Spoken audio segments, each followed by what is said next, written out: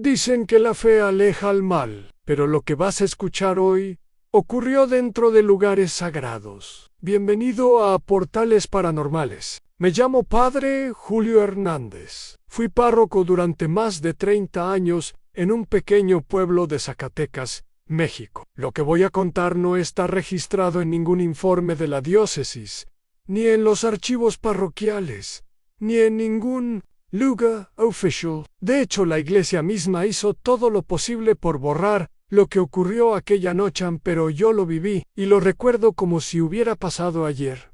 Todo comenzó con un caso de posesión. Un joven de 17 años, llamado Abelan, era monaguillo. Servía en las misas conmigo desde los 14.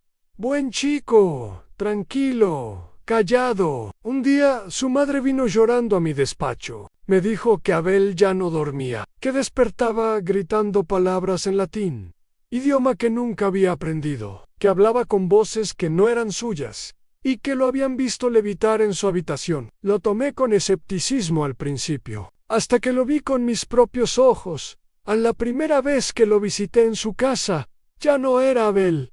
Había una oscuridad en sus ojos que jamás olvidaré. Cuando me acerqué con el agua bendita, su cuerpo se arqueó de forma imposible, y comenzó a insultarme en lenguas que no conocía. Me escupió sangre. Me dijo cosas sobre mi pasado, cosas que nadie debía saber. Fue entonces cuando supe que no era una enfermedad. Pedí permiso a la diócesis para hacer un exorcismo formal.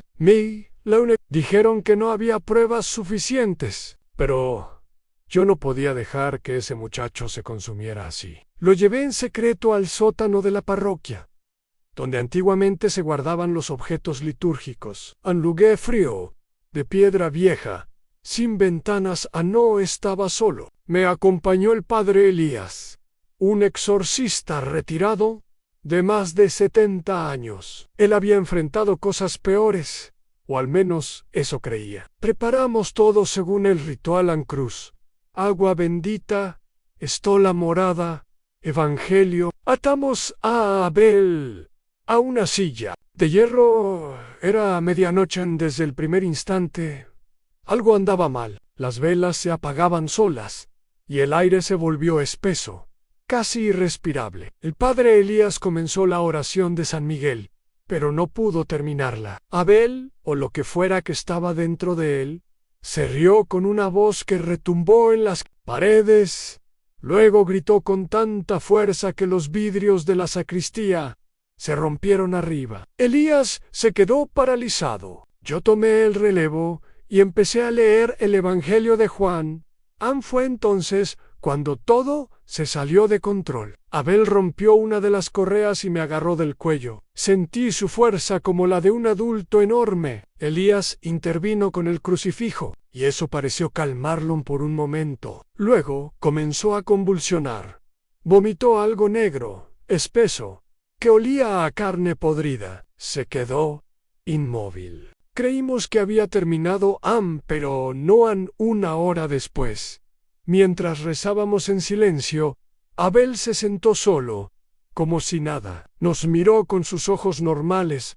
Gracias, padre, ya se fue, dijo. Lloramos, lo abrazamos, pero cuando lo soltamos, Elías comenzó a gritar. Se desplomó, y sus ojos se volvieron blancos. Comenzó a repetir las mismas frases que Abel había dicho días antes.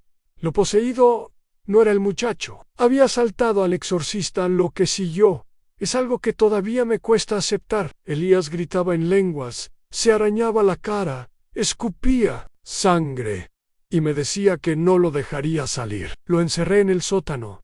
Con miedo, no sabía qué hacer. Al día siguiente, bajé con otros 2 sacerdotes. El lugar estaba en silencio. Elías estaba en el rincón, temblando, con la piel gris, los ojos abiertos, pero sin pupilas.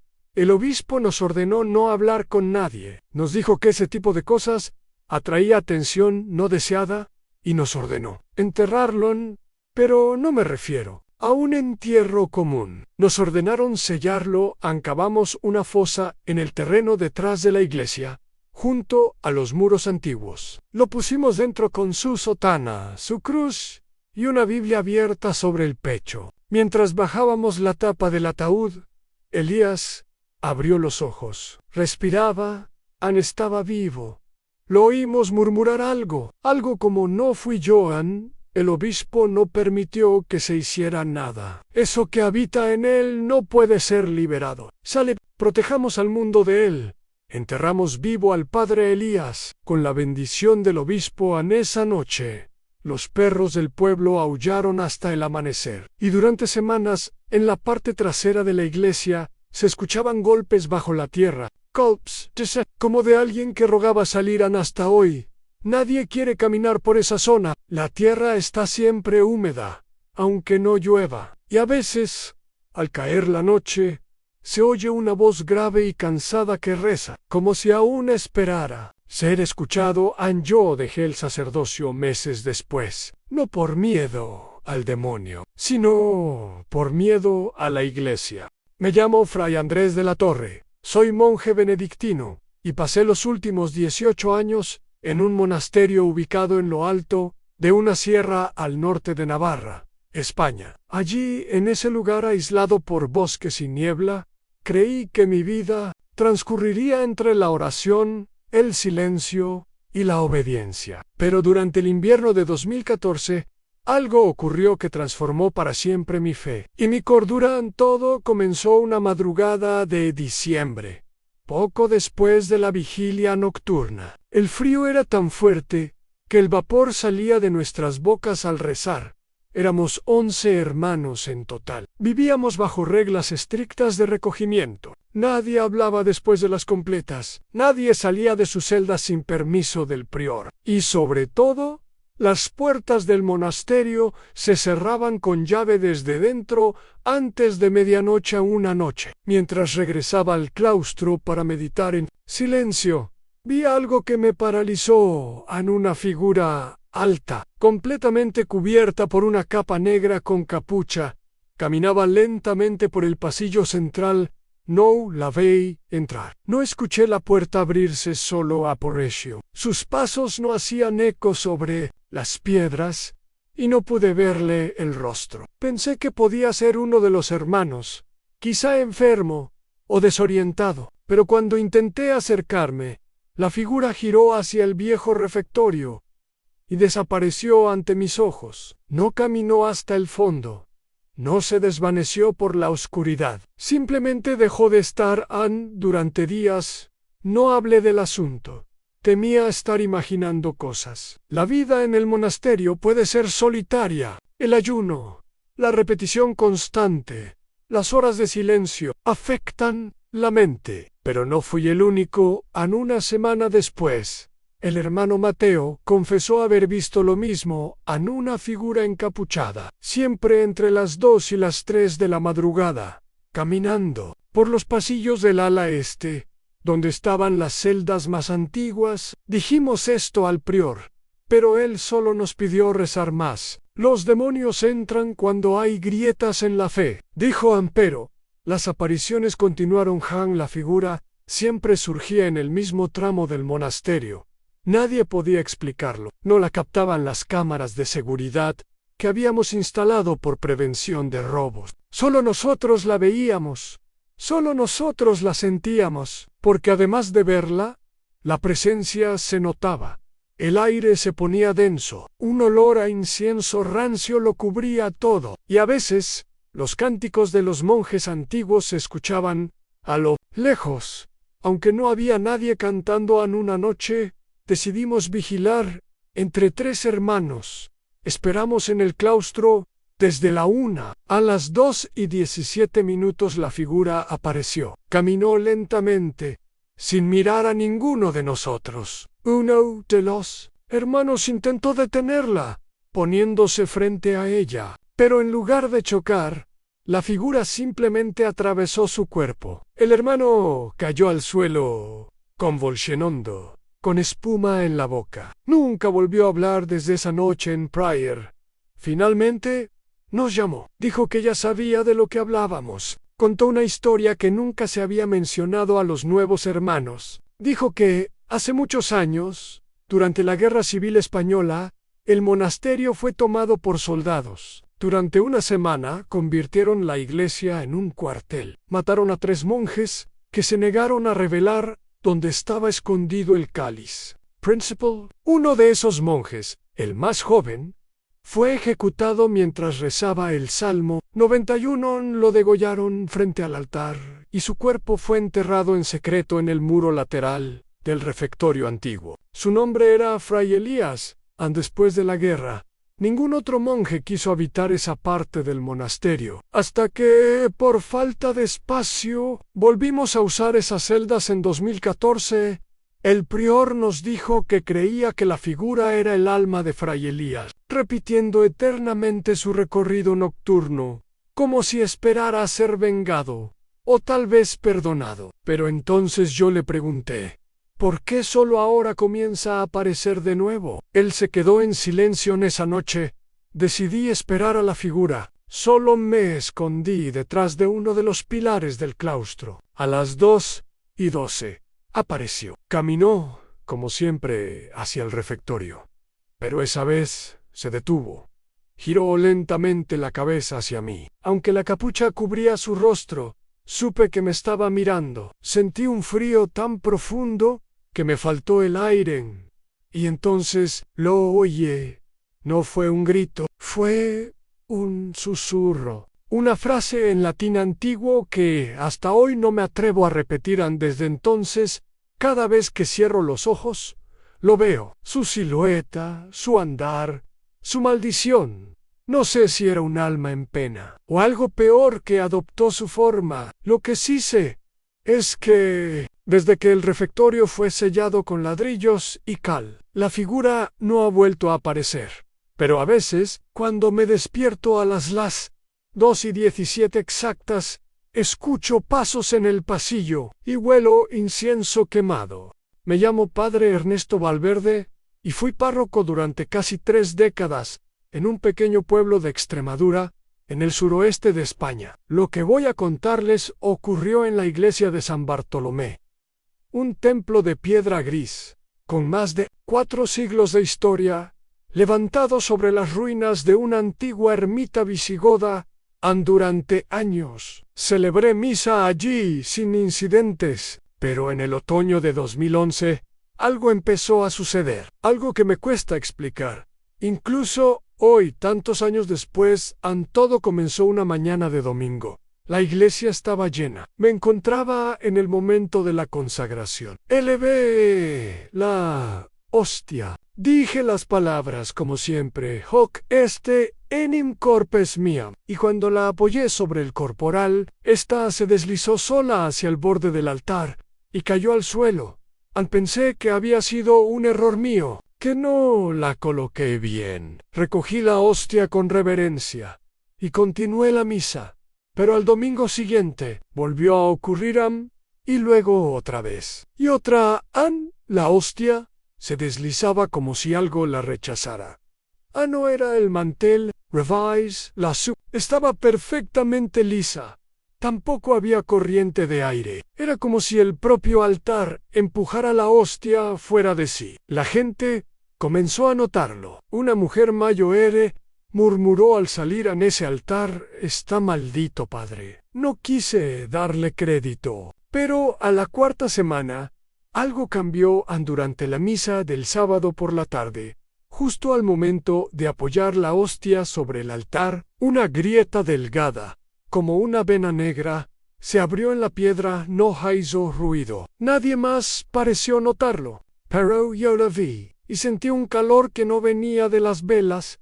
Esa noche no pude dormir de siricuadar después de la misa de domingo para examinar el altar. Lo recorrí con una linterna. Descubrí que la grieta no estaba sola. Había otras, más pequeñas, como si algo debajo de la piedra estuviera presionando para salir. Cuando toqué una de ellas, escuché un sonido muy bajo, como un zumbido, casi imperceptible, pero claramente real.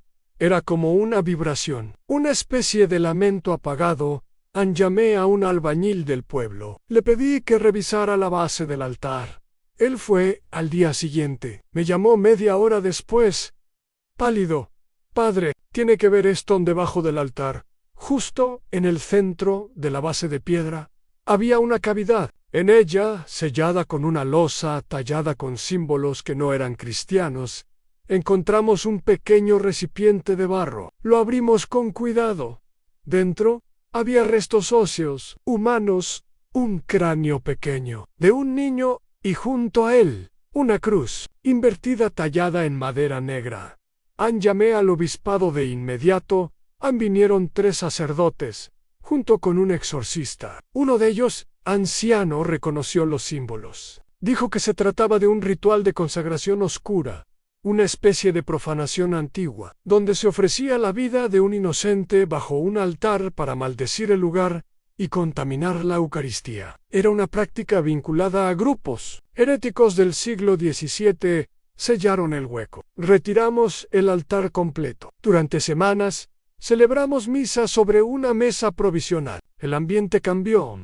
La iglesia dejó de oler a humedad, las velas ya no se apagaban solas, y la hostia por fin descansaba sin moverse. Pero esto no es lo peor. 2 semanas después de instalar un nuevo altar, una anciana vino a confesar algo en mí. Dijo que su bisabuelo fue el cantero que colocó la piedra original del altar, y que en su familia siempre se murmuró que había sido sobornado por un curao renegado hace más de 150 años, para enterrar allí los restos de un niño que había nacido sin alma, que todo era parte de un castigo, un acto de venganza contra la iglesia. Yo no quise creerlo, hasta que, al revisar los registros antiguos, encontré un acta fechada en 1857 en C. Suspende la consagración del altar, mayo R. Por razones no especificadas, se retoma al año siguiente. Desde entonces, he aprendido que incluso la piedra más sagrada puede esconder cosas impuras, y que no todo lo que está bajo nuestros pies está realmente muerto. Me llamo Padre Tomás Aguilar. Llevo 31 años sirviendo como sacerdote en el estado de Puebla, México, y lo que voy a contar sucedió en la capilla rural de San Lorenzo, un templo modesto, rodeado de campos de milpa y cerros silenciosos. Esa tarde, algo entró a la iglesia, algo que no venía a buscar perdón, sino advertencia. Era un miércoles cualquiera. Había terminado de rezar el rosario cuando escuché golpes secos en la puerta del confesionario. No pasos, no saludo, solo esos golpes, como si alguien con prisa hubiera cerrado su puño contra la madera.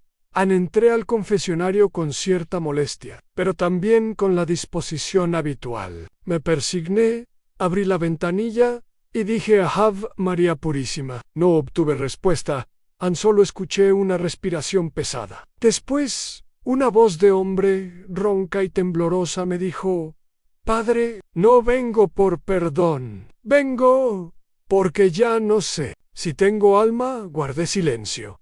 El hombre comenzó a hablar, y desde la primera frase supe que lo que me estaba diciendo no era una exageración ni una fantasía. Me contó que cuando tenía 22 años, su esposa murió quemada en una explosión. Lo perdió todo en casa, trabajo, fe, y que en esa desesperación, una noche, en el panteón del pueblo, hizo un juramento frente a una tumba que nadie visita: si me devuelves lo que perdí, te doy mi cuerpo. Why say no puedas, que por lo menos me oigas. Esa misma semana, un desconocido lo encontró borracho en la calle y lo llevó a trabajar como velador en una fábrica abandonada. Dijo que el trabajo era fácil, bien pagado, y que no tenía que hacer preguntas. Aceptó. Después de eso, su vida cambió. Consiguió dinero, mujeres, poder, pero también comenzaron los sueños. Siempre el mismo, en una figura sin rostro, envuelta en trapos, sentada en el altar de una iglesia en ruinas, con las manos extendidas, como esperando algo. Padre, yo creo que vendí mi alma, dijo. ¿La vendiste o la entregaste? La pregunté.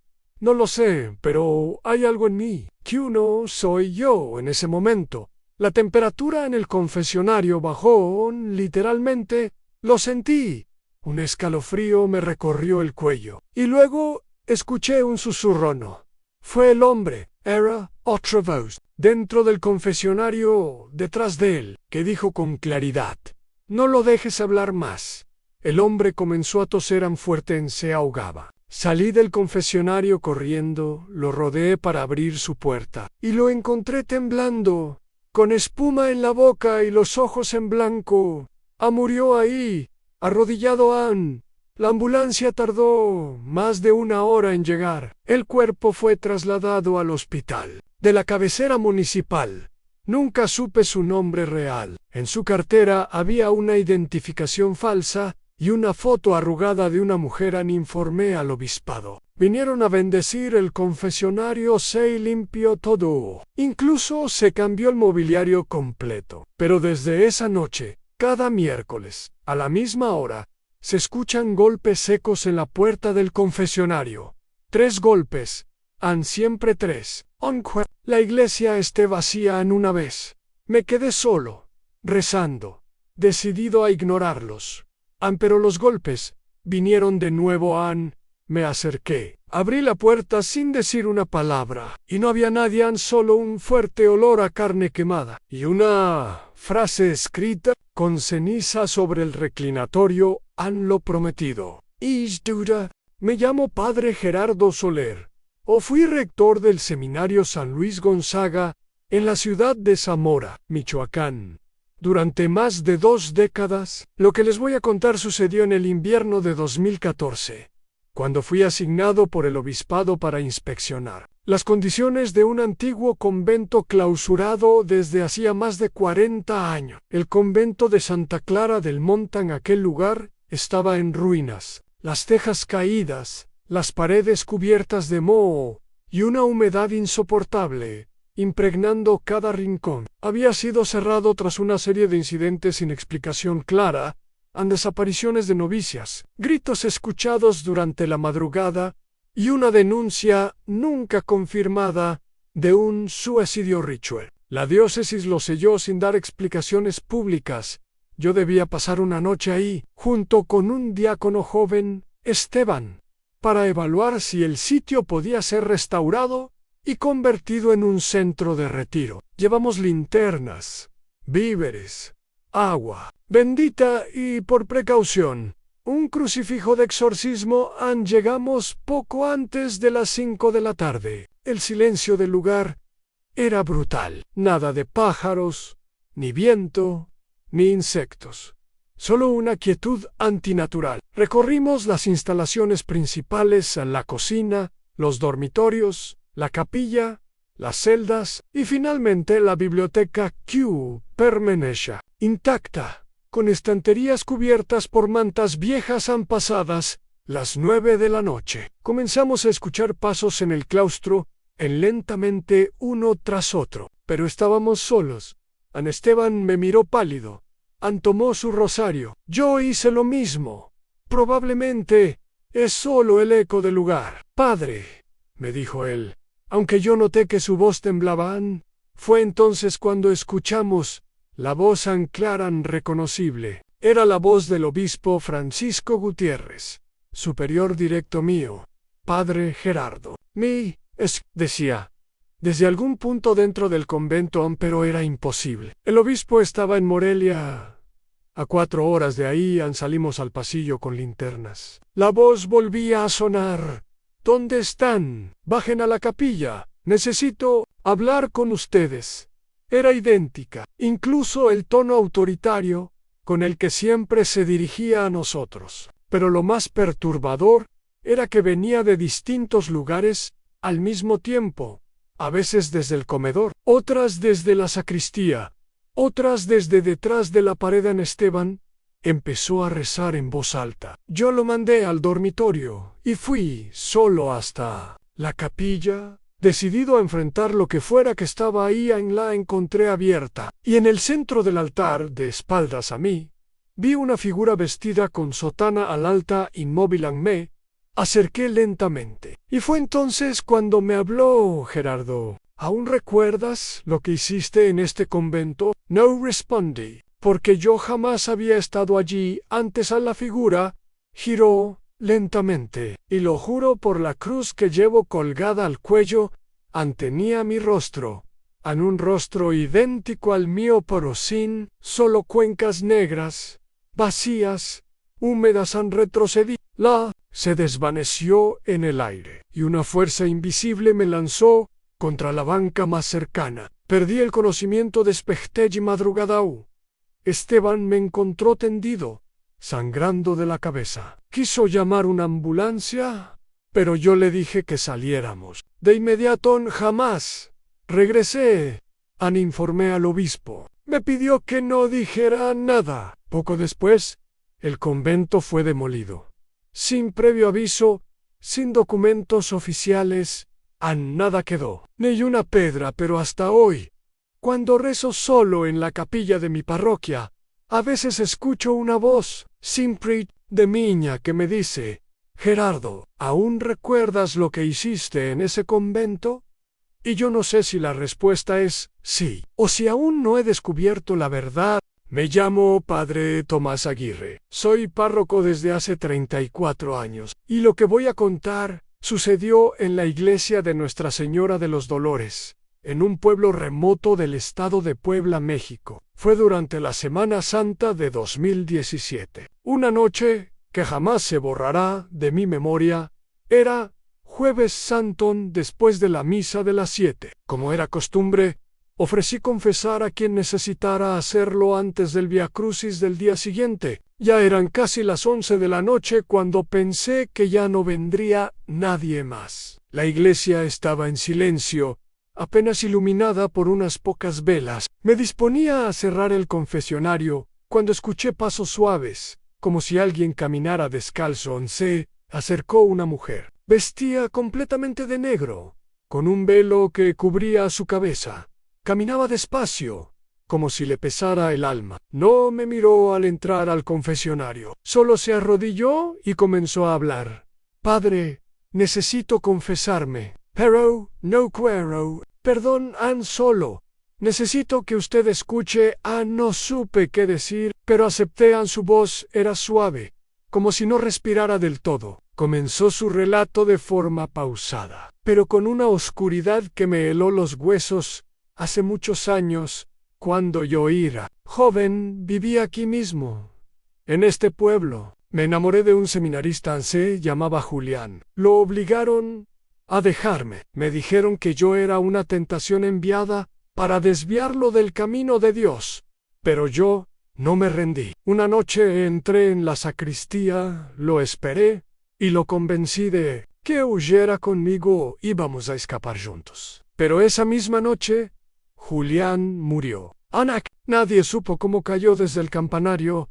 Guardó silencio. Yo sentía un frío imposible dentro del confesionario, como si la temperatura hubiera bajado de repente. Después de eso, continuó, me fui del pueblo. Pero algo me siguió. Lo veo en los espejos. Lo escucho cuando estoy sola. Me repite lo mismo una y otra vez. Tú lo empujaste, yo no lo hagáis, padre, pero tampoco lo detuve. Entonces comenzó a llorar, un llanto que no parecía humano, más bien como un lamento, seco, como si su alma se quebrara mientras hablaba. He vivido con esto dentro de mí durante más de 40 años. Sé que pronto vendrá por mí. Quise consolarla, decirle que el perdón de Dios es infinito, que aún había esperanza. Le ofrecí la absolución, pero antes de que pudiera pronunciar la fórmula, ella se levantó y dijo algo que me paralizó. Gracias por escucharme, padre. Julián también era su hermano, ¿verdad? Yo nunca le había mencionado mi apellido. Nadie sabía que Julián era mi hermano mayor. Había muerto cuando yo tenía apenas 8 años. Mis padres me dijeron que fue un accidente durante su noviciado. Nunca me contaron más. Me levanté del confesionario, desesperado, solo y busqué a la mujer. No había nadie, ni en la nave, ni en los pasillos, ni en la plaza. Nada. Entonces Miré hacia el altar. Allí, sobre el reclinatorio, había un velo negro doblado con cuidado. Y al lado, una rosa seca. Esa noche no dormí. Al día siguiente pregunté a los ancianos del pueblo si recordaban a una mujer con esa historia. Nadie quiso hablar. Solo una señora muy mayor me tomó de la mano y me dijo: ella vuelve cada año, Padre Tomás, siempre en Jueves Santo, siempre, para confesarse, pero nunca recibe la absolución. Y cada vez que aparece, alguien muere antes del domingo. Ese domingo, el monaguillo más joven de la parroquia, Emiliano, fue encontrado sin vida en la cripta. Não havia sinais de violência, só uma expressão de pavor no rosto. Desde então, toda quinta-feira santa, deixo uma vela acesa no confessionário e rezo para que, se ela voltar, pelo menos escute meu perdão, antes que leve mais alguém. Me llamo Padre Ernesto Alcázar. Llevo 22 años como párroco en la iglesia de San Rafael Arcángel, ubicada en un pequeño pueblo en las afueras de Toledo, España. Lo que viví hace 3 años cambió para siempre la forma en que veo la noche, el silencio. Y la sacristía fue un domingo común.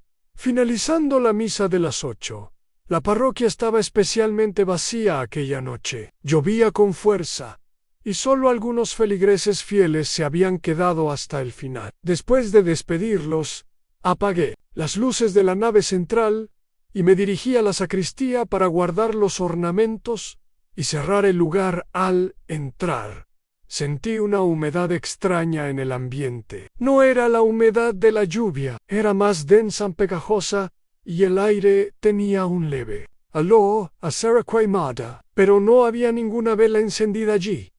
Comencé a doblar los manteles del altar, cuando escuché el crujir del suelo de madera detrás de mí. Pensé que quizás era el sacristán, don Ramiro, pero recordé que él no había venido aquel día por una gripe fuerte. Me giré, pero no había nadie. Caminé hasta la puerta y la cerré por dentro, algo desconcertado. No suelo asustarme con facilidad, pero había algo en esa noche que no me dejaba tranquilo. Cuando me volví hacia el armario de los objetos litúrgicos, lo vi en la esquina más oscura de la sacristía.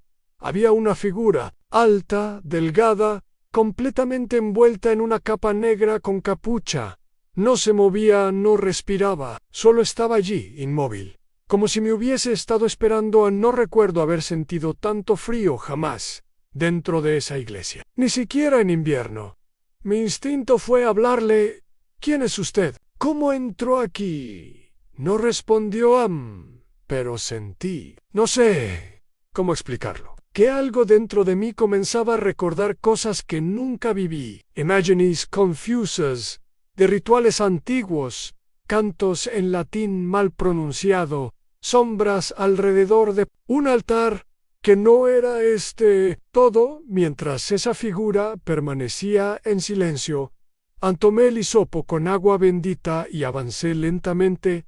Está en terreno sagrado. Si no se retira ahora, llamaré a la Guardia Civil, dije, aunque mi voz no sonó tan firme como hubiese querido. Di 3 pasos hacia ella. Fue entonces que la figura levantó la cabeza muy lentamente, y dentro de la capucha no había rostro ninguno, nada, apenas oscuridad, como un vacío absoluto que parecía absorber todo lo que lo rodeaban. Sin pensar, arrojé el agua bendita. En ese instante, todas las velas de la iglesia, aunque estaban apagadas, se encendieron al mismo tiempo, con una llama azul pálida. Un estruendo sacudió los vitrales, y sentí que algo invisible me empujó contra la pared de Yandam sin aliento.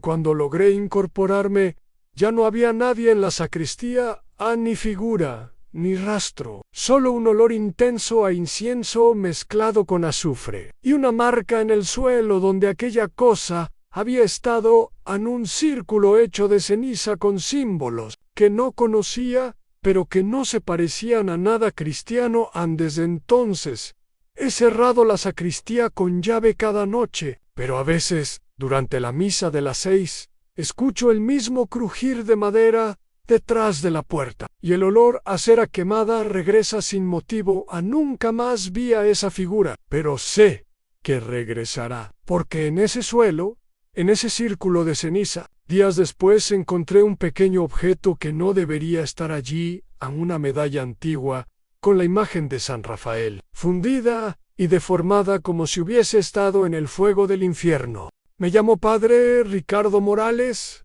y soy sacerdote desde hace 28 años, sirviendo en una parroquia antigua en el corazón de San Antonio, Texas.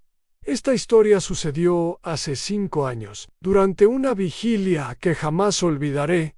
Era la noche previa a la festividad de Todos los Santos. La iglesia estaba llena de fieles que se preparaban para honrar a sus difuntos. Como es tradición, se organizó una vigilia en la cripta bajo el altar Mayor, un lugar oscuro, frío y envuelto en leyendas locales sobre apariciones y milagros inexplicables. Al caer la noche, descendimos con las velas encendidas y cantos en latín. Todo transcurría con normalidad, hasta que, aproximadamente a medianoche, comenzaron a escucharse susurros. Al principio pensé que provenían de algunos fieles conversando en voz baja, pero pronto me di cuenta que no era así. Las voces no tenían origen claro. Se escuchaban por toda la cripta, en distintas direcciones, a veces a la vez. Eran susurros suaves, como plegarias o lamentos en un idioma antiguo, irreconocible, pero que se mezclaba con fragmentos de oraciones cristianas. Intenté calmarlos. Con oraciones más fuertes, bendije la cripta varias veces y rocié agua bendita en cada rincón, pero los susurros no cesaban. Algunos fieles comenzaron a cubrirse el rostro, aterrados, mientras otros se arrodillaban en silencio absoluto.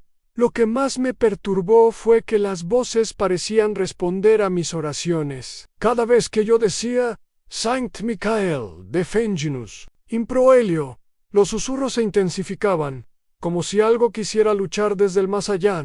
Finalmente, una sombra oscura apareció en el extremo más alejado de la cripta. No tenía forma definida, pero su presencia llenó el espacio con un frío que calaba hasta los huesos. Sentí que nos observaba. La sombra se movió lentamente hacia nosotros, y justo cuando estaba por cruzar la luz de las velas, desapareció sin dejar rastro. La vigilia terminó abruptamente. Nadie quiso quedarse más tiempo. Salimos de la cripta con el corazón acelerado y el alma pesada. A la mañana siguiente, revisando los registros de la parroquia, descubrí que hacía exactamente 100 años, en aquella misma cripta, habían enterrado a un grupo de monjes que habían sido acusados de herejía y brujería, ejecutados y sepultados en secreto desde entonces. Cada vigilia en esa cripta está marcada por susurros imposibles de apagar, por voces que parecen condenar o proteger, y por la sensación ineludible de que algo no quiere descansar en paz. Me llamo Padre Miguel Herrera y llevo 25 años como sacerdote en una iglesia histórica en San Diego, California. Lo que ocurrió una noche de Navidad hace 4 años todavía me persigue y me hace cuestionar la frontera entre lo visible y lo invisible. Era la misa de medianoche, una ceremonia solemne y llena de fieles que buscaban celebrar el nacimiento del niño Jesús. El templo estaba decorado con luces tenues, el olor a incienso impregnaba el aire, y los cánticos llenaban cada rincón. Mientras celebraba la misa, noté algo extraño desde el altar. Una sombra, apenas visible, que parecía flotar detrás del tabernáculo. Al principio pensé que era una ilusión causada por las luces o la decoración, pero la figura comenzó a tomar forma lentamente. Era un hombre vestido con una sotana antigua, de un negro que absorbía toda la luz. No tenía rostro, solo una oscuridad profunda, donde deberían estar sus rasgos. Su presencia era fría y silenciosa, pero parecía observarnos a todos, con una intensidad que helaba la sangre. Intenté ignorarlo y continuar con la misa, pero la figura comenzó a acercarse lentamente al altar. moviéndose sin tocar el suelo. Los fieles no parecían notar su presencia, pero yo sentía una opresión creciente en el pecho, como si un peso invisible me aplastara. Cuando la figura llegó al altar, levantó una mano huesuda y extendió los dedos hacia el cáliz. En ese instante, la vela del altar se apagó súbitamente, sumiendo la iglesia en una oscuridad momentánea. Los fieles comenzaron a murmurar y algunos se arrodillaron. Confundidos y asustados, al recobrar la luz, la figura había desaparecido. Sin embargo, en el lugar donde estuvo, quedaron marcas negras quemadas sobre la piedra del altar, como si un fuego invisible hubiera rozado la superficie desde esa noche. El altar de nuestra iglesia muestra esas quemaduras inexplicables y cada Navidad, cuando la misa de medianoche comienza, siento que algo o alguien regresa a observarnos, recordándonos que hay misterios que no debemos invocar. Me llamo Padre Rafael Ortega y he servido como sacerdote durante 29 años en una pequeña parroquia de Salamanca, España. Lo que voy a contarles ocurrió hace 3 años, y todavía me llena de inquietud y temor cada vez que lo recuerdo. Todo comenzó cuando se cerró el confesionario antiguo de nuestra iglesia, un lugar que llevaba sin usarse casi una década. Por motivos de restauración, decidimos tapiarlo para proteger la estructura, pero a partir de esa misma noche, comenzaron a suceder cosas que nadie podía explicar ni comprender. Cada noche, alrededor de la medianoche, desde detrás del muro que sellaba el confesionario, se escuchaban susurros. No eran voces humanas, sino murmullos ininteligibles, mezclados con rezos y gemidos que parecían provenir del más allá. Aquellos sonidos no seguían patrón alguno. A veces eran breves y apenas audibles. Otras veces se prolongaban por minutos, como si una multitud invisible se estuviera confesando eternamente. Sin descanso, a los fieles empezaron a notar que la atmósfera dentro de la iglesia cambiaba. Durante la noche, el aire se volvía frío, pesado, y muchos comentaban sentir una presencia extraña, como si alguien invisible caminara entre los bancos o susurrara al oído de los asistentes. Varios confesores jóvenes, antes Durita y Ars, confesaron sentir una mirada penetrante que los observaba desde la penumbra del templo. Intentamos instalar cámaras de video para captar el fenómeno, pero curiosamente, ningún dispositivo electrónico registraba nada fuera de lo común. Era como si la presencia fuera invisible, no solo para los ojos, sino también para cualquier tecnología. Sin embargo, las voces seguían allí, persistentes, inalterables, como un eco perpetuo de almas que no hallaban descanso. En una noche, armado de valor, me acerqué al muro con agua bendita y oré frente a él, pidiendo la intervención divina para lo que fuera que se escondía ahí. En ese instante los susurros se intensificaron hasta convertirse en un grito desgarrador que estremeció toda la iglesia, haciendo vibrar los vitrales y sacudiendo la estructura. Sentí una presión en el pecho, una fuerza invisible que parecía querer apartarme. Los feligreses comenzaron a evitar la parroquia en las noches. Las misas vespertinas se volvieron cada vez más solitarias, y los sacerdotes que intentaron investigar relataron sensaciones de ser observados, de que algo invisible los tocaba o susurraba su nombre con voz gutural y profunda. Un día, decidí intentar abrir el muro para liberar lo que fuera que estuviera atrapado detrás de esa pared. Pero los ladrillos parecían fusionados por una fuerza oscura. No importaba cuánto intentara, ni las herramientas que usara, la pared permanecía inquebrantable, como si un poder maldito la protegiera celosamente. Desde entonces, el confesionario permanece sellado, pero las voces no han cesado. A veces, durante mis oraciones nocturnas, escucho esos susurros a lo lejos, y siento que algo me llama desde el otro lado del muro, algo que espera ser escuchado. ¡Oh, quizás liberado! Pero que también podría significar la liberación de un mal antiguo y peligroso.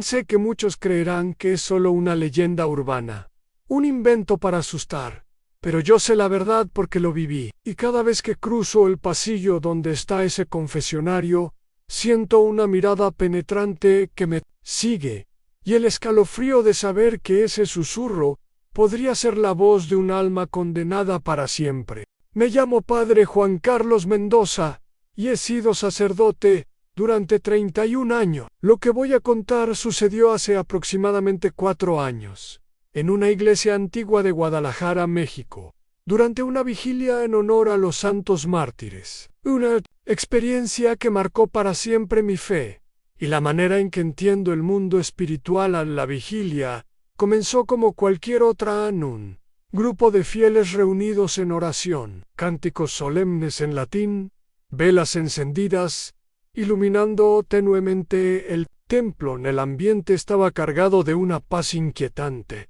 casi palpable. La gente oraba en silencio. Algunos murmuraban letanías, otros simplemente escuchaban con devoción, pero a medida que la medianoche se acercaba, sentí que el aire se volvía más denso, pesado, como si una presencia invisible llenara el espacio. Fue entonces cuando la figura apareció. No, todos la vieron, pero yo sí. Emergió del altar Mayo Ere, envuelta en ropajes que parecían sacados de otra época, antiguos y raídos, con bordados dorados descoloridos. Su rostro estaba oculto bajo una capucha profunda, oscura como la noche misma, pero de esa sombra surgía una voz susurrante, débil y a la vez poderosa. Las palabras que pronunciaba no eran comprensibles en su totalidad. Mezclaba un idioma desconocido con frases en latín, pronunciadas con un acento extraño, casi inhumano. Escuché palabras que parecían profecías, advertencias sobre calamidades futuras, castigos divinos para quienes se apartaran del camino de Dios, pero también mensajes de esperanza y redención para quienes mantuvieran la fe intacta. Intenté acercarme, moverme hacia el altar para comprender mejor quién o qué era aquella figura, pero cada paso que daba parecía alejarla más. Cuando finalmente estiré la mano para tocar el altar donde estaba, la figura desapareció en un parpadeo, como si nunca hubiese estado ahí. Durante los días siguientes, algunos fieles me confesaron haber escuchado murmullos extraños en la iglesia, ecos que solo podían ser percibidos en momentos de silencio absoluto. Algunos describían sentir una presencia que los observaba desde la penumbra, una sombra que parecía proteger el templo y a la vez advertir de un peligro inminente. Poco después, comenzaron a suceder hechos extraños alrededor del pueblo: cultivos dañados inexplicablemente, animales muertos sin causa aparente, y una sensación generalizada de inquietud entre los habitantes. Muchos creyeron que eran signos de castigo divino, y en la parroquia, la vigilia de los santos mártires se convirtió en un momento sagrado y temido a la vez. Desde esa noche, cada vez que se celebra la vigilia, una parte de mí espera a que la figura regrese para entregar otro mensaje, otra advertencia, aunque también temo lo que pueda significar. No sé si aquel ser era un mensajero celestial o una advertencia del mundo invisible, pero sé que lo que escuché cambió para siempre mi fe y mi vida. Y mientras siga en este ministerio, seguiré atento a esos susurros que nos hablan desde más allá del velo que separa lo visible de lo oculto. Me llamo Padre Javier López y he servido como sacerdote en un convento remoto en Nuevo México durante los últimos 18 años. Lo que voy a relatar ocurrió hace poco más de un año y ha dejado una marca imborrable en mi alma y en la de las monjas que habitan este lugar. Todo comenzó con un sonido que nadie podía explicar: la campana del convento, una pieza antigua y pesada, comenzaba a sonar sola cada noche a las 3:33 de la mañana, justo en el momento en que la mayoría de nosotros estábamos en oración o en reposo. Era un sonido lúgubre, lastimero, que parecía venir de otro mundo. Las monjas estaban aterrorizadas. Decían haber visto una figura ensangrentada que se sentaba frente a la campana, una sombra cubierta de sangre seca que golpeaba la campana, con manos invisibles. Nadie lograba verla claramente, pero su presencia era tangible, un frío que calaba hasta los huesos, susurros ininteligibles y un olor a ozono mezclado con algo putrefacto. Una noche decidí quedarme despierto para enfrentar. Me escondí cerca de la campana, con el rosario en mano y un crucifijo, preparado para lo que fuera. A las 3:33, justo cuando el reloj marcó la hora, la campana comenzó a sonar lentamente. Y entonces apareció ella, la figura, apareció en medio de la neblina que cubría el convento. Era una mujer joven, vestida con hábito antiguo, pero su rostro estaba cubierto de sangre fresca, sus ojos vacíos y su boca torcida en un grito silencioso. Su presencia era tan fuerte que me costaba respirar, y sentí que el aire mismo se volvía más pesado y denso. Intenté hablarle, rezar por su alma, pero no respondió. Solo golpeaba la campana con manos invisibles, produciendo un sonido que parecía un lamento eterno. Su sombra se alargaba y se mezclaba con la oscuridad, y por un instante creí ver que había más figuras ensangrentadas, como si aquella mujer no estuviera sola en su tormento, cuando las primeras luces del amanecer comenzaron a filtrarse. La figura desapareció, dejando tras de sí un silencio sepulcral y un rastro de humedad en el suelo, como si la sangre se hubiera secado en el frío de la madrugada. Desde entonces, las monjas continúan rezando por su alma, y yo mantengo una vigilia nocturna, temeroso de que aquella figura vuelva a tocar la campana, recordándonos que hay dolores que ni la muerte puede aliviar.